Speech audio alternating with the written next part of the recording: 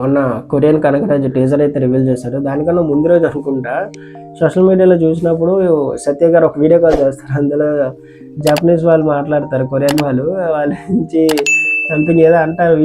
అతనే bad words నేర్పించారు అనుకుంటా అతనికి. అక్కడ అదే చెప్తారు, నేను నేర్పిస్తే నా మీదే తిరుగుతున్నారు అని సంథింగ్. అది నాకు ఆ వీడియో చాలా బాగా నచ్చింది. నిజంగా ఇప్పటికీ నవ్వుకుంటాను ఆ వీడియో చూసి. తర్వాత ఇప్పుడు వరుణ్ తేజ్ గారి బర్త్డే రోజుని ఇది టీజర్ రివీల్ చేశారు.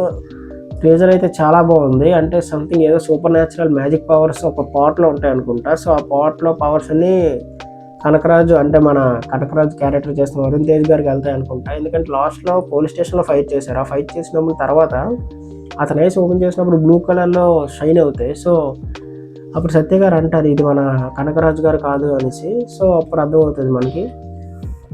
అండ్ స్టార్టింగ్ నుంచి ఎండింగ్ వరకు ఒక పార్ట్ మాత్రం మూవీని హైలైట్ చేస్తూ వస్తారు. టైటిల్లో కూడా అది పడుతుంది. సో దాని మీద స్టోరీ అంతా డిపెండ్ అయి ఉంటుందని నాకు అర్థమవుతుంది.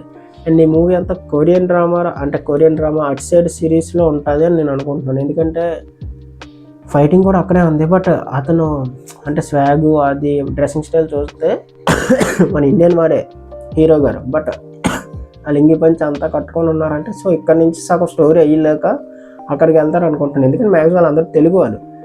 సో ముగ్గురు తెలుగు వాళ్ళు, హీరోయిన్ గారు, హీరో గారు, సత్య గారు కూడా. సో ఇక్కడ నుంచి ఉండొచ్చు. ఓవరాల్గా అయితే బాగానే ఉంది. బట్ ఇంకా ట్రేజర్ కాకుండా ట్రైలర్ ఇంకేమైనా చూడాలి. ఎందుకంటే నేను ట్రేజర్ చూసి ఇప్పుడు ఏం చెప్పలేను. ఎందుకంటే ఆల్రెడీ చాలా మూవీస్ ట్రేజర్స్ చూశాను. అవి అంతగా చాలా బాగా నచ్చి ట్రైలర్స్లో పోయి మూవీస్ కూడా బాగోలేకున్నాయి. సో నేను అందుకే ఇప్పుడు ఏం చెప్పలేను. ట్రేజర్ అయితే నాకు చాలా బాగా నచ్చింది, గుడ్ అని చెప్తాను. సో ట్రైలర్ కోసం వెయిట్ చేద్దాం.